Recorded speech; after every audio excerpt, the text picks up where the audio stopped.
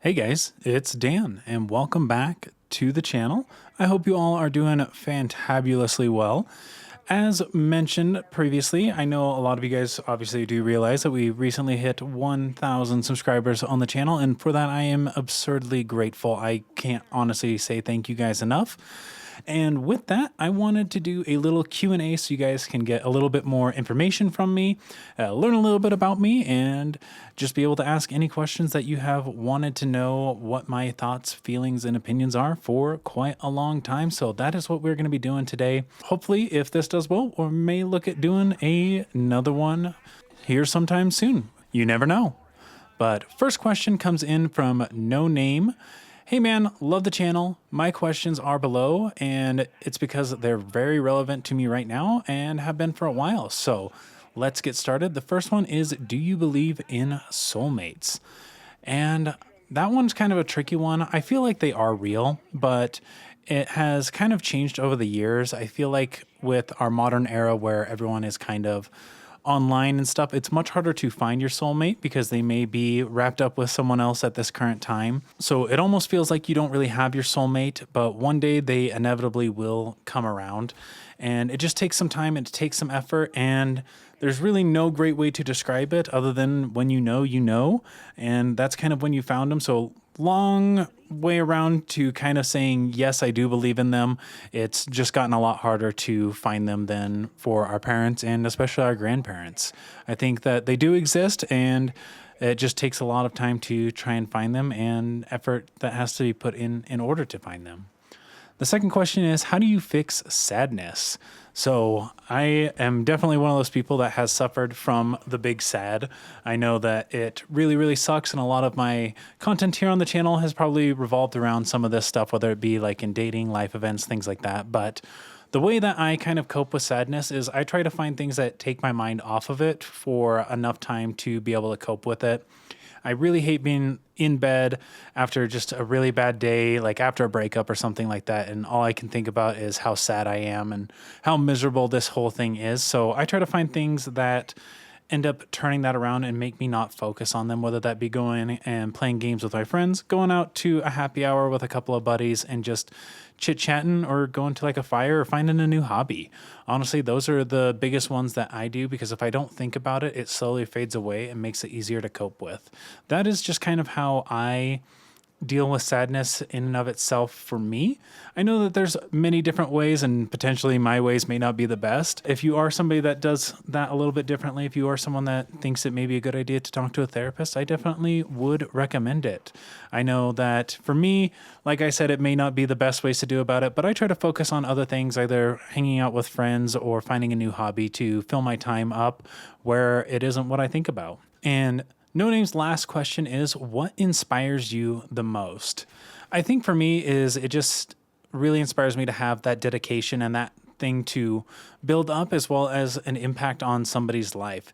If I could grow this channel up to being, let's say, 10 million subscribers, and I know I'm impacting people's lives in a positive way, that is the most inspirational thing for me. And I love being able to just share feedback or tips and tricks on how to approach different things, whether it be finances, life experiences, relationships, all of those different things, to kind of help someone better their life and be able to walk a different path that they aren't struggling on. That's what really inspires me. I just want to be able to see everyone succeed. Didn't know my phone was not on silent there. Back on topic though, that's truly what inspires me, is being able to help others. I really love seeing people succeed and have a better shot at life. Honestly, that's what really gets me going. So those are my answers to your questions and kind of how I interpreted them. So I hope that kind of answers those questions for you. And moving on to the second set, Unlucky Barry 556 has got 3 questions for me as well. What was the first game you ever played on console that you owned, is kind of how I'm reading that. The first console game that I ever played actually was 007 GoldenEye on the Nintendo 64. My dad had been given a Nintendo 64 back long before we were born. Well, probably only like a couple of years before I was born. And one of the games that he had was 007 GoldenEye. And then he had a Lamborghini racing game. And of course, by the time that I was old enough to play video games, I wanted to play the cool shooter game because boy shit, whatever. But that's the first game that I really played, and being able to go in there and put like the big heads on, find the golden gun, things like that. That was the first game that I ever played, and it was so much fun. My brother probably has a different opinion on that because once he was old enough to start playing games and we had to let him play with us, we would just bully him. Me and my best friend, we were terrible to him, and he still holds it against us to this day. But yeah, 007 GoldenEye is my final answer, and that's what I'm going to stick with. Question number 2 is, what is your favorite band/artist right now? And what's your all-time favorite band/artist? I think for me, right now, I've been kind of on a country kick, and my favorite band is probably Flatland Cavalry. I really just like their songs. It is kind of more of like an emotional song. I really like sad boy music, in all honesty. So getting some sad country music in there is probably my favorite thing, like Sleeping Alone. That's one of my favorite songs by them. So they're probably my favorite band. I really also like Noah Kahan. I've just kind of started getting into him. I know that he has kind of blown up recently, but he's someone that I got introduced into, and I really like his songs, and I like a lot of his messages, even though they are kind of sad, but that's my genre. My all-time favorite band/artist, I don't really know. My favorite song of all time, though, is Almost Famous by G-Eazy. And I feel like that kind of fits me pretty well because I have that consistent drive. I want to make something of myself. I want to be something that someone else can look up to. I want to be a leader and an inspiration for other people. So that song really just kind of speaks to me in the fact that he is almost famous and he's doing everything he can to get there. We may not be in the same type of field or anything like that, but that is my all-time favorite song. I really just love it, and I love the meaning that I interpreted from it. Last and final question from Unlucky Barry is, have you ever been to Canada? If so, which provinces/territories have you been to? And if not, do you plan on going to Canada? I myself have not yet been. I'm slowly working my way up north where I'm living. Went from Colorado to Wyoming and maybe looking at going to Montana if I can figure something out there. But I definitely want to go. I really want to see Canada and I want to go through it all. I would really like to kind of go on the west side personally. I love the kind of rainforest-esque type of climate that they have out in Washington and Oregon. But I would really like to go through there, make my way all the way up to Alaska, and come back down and go through a bunch of the other provinces and stuff. So that's definitely something that I have on my mind and on my radar. It'll probably be many moons before I get the chance to come there because don't even have a passport and have not even looked at the possibility of being able to afford plane tickets or a car that can get me there. So not right now, but I definitely want to go. It is beautiful, and I would love to just be able to experience it and see what life is with our northern neighbors. Jack, the gaming guy for reals question is, when did you first start playing Minecraft? What got you into the game? And what, if any, do you miss about old versions? So I originally started seeing a little bit about Minecraft like 6 months or so before it came to the Xbox 360. One of the friends that I would go and hang out with had it on his Mac, and I thought it was just super cool. It was something that you could get in and be creative and do whatever you wanted. And I really liked that and could not wait for it to come to console. I remember sitting there on my Xbox as my only form of entertainment and going through YouTube and watching people play Minecraft. And the second it got released on the console, I absolutely fell in love and was like, yes, this is one of the games I'm going to play for a very, very long time. I didn't plan on it being forever, and it's starting to feel that way. But that's kind of what I got me into Minecraft. And when I first started playing, I bought it on release day on the 360. I think that was in like 2012, 2013. So a fat minute ago, in all honesty. I feel old now just thinking about that because I remember being a kid. And that's probably what I miss the most is having a lot of friends that we would all get on, we would all play together, and we would all build these giant things and have that little community and be able to have a good time. And it was a little bit simpler then, which I kind of enjoyed because for a while there was a lot of stuff that they implemented that I was like, I have no idea how to do this whatsoever. So that was a little bit of a change up, but I just really miss having the ability to have my friends around in person, and we'd all play it like 4-player split screen, and then have friends that lived across town come and play them with us. So I miss having a big group of people that we would all play together, share ideas, and just laugh and play it until we ended up falling asleep with our consoles on. This question comes in from L. Brebus. What was one of, if not the most difficult choices you had to make?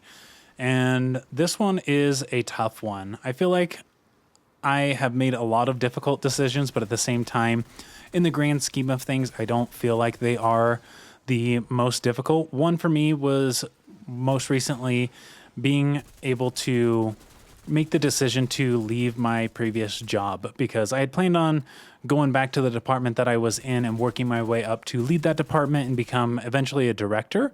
But unfortunately, the director at the time didn't think that my services were needed, even though every single manager and assistant manager underneath him had wanted me there. They are the reason that I even came to that position or that job. And it was really hard making the choice to leave that and knowing, hey, once you're gone, there's no coming back. Things are going to change so rapidly that you never will be able to come back and finish what you had initially started. So that was a difficult one for me, and it really just weighed on my heart quite a bit, and I thought about it for a long time before finally making the decision, just saying, hey, I want to do something a little bit different and further my career, especially in the sector of what I went to school for, which was finance and accounting. I want to change that up and go to what I majored in and actually get some experience and some practice in there, because I can always fall back into automotive or fleet maintenance, fleet management kind of stuff. And it's nice to have that skill set. I know that there's a lot of places that need people that are capable of doing that, but I wanted to get out and I wanted to really use what I went to school for and try to make something of myself there, since it wasn't looking like a possibility at my previous job. So that was one of the most difficult decisions I've had to do in recent years. And probably the other one that really stands out to me is ending a long-term relationship. For almost a year, I thought that this girl was the girl that I was going to marry, and progressively things started to fall apart. She was thinking about moving across the country, wanted me to come, wanted me to drop out of school, wanted me to move away from my family and go be with her. And it just wasn't something that I was wanting to do or willing to do. So having to make that decision and have that awful conversation of, hey, look, I love you, but this isn't going to work. I want to follow my own path. And right now it looks like you're wanting to go right and I'm wanting to go left.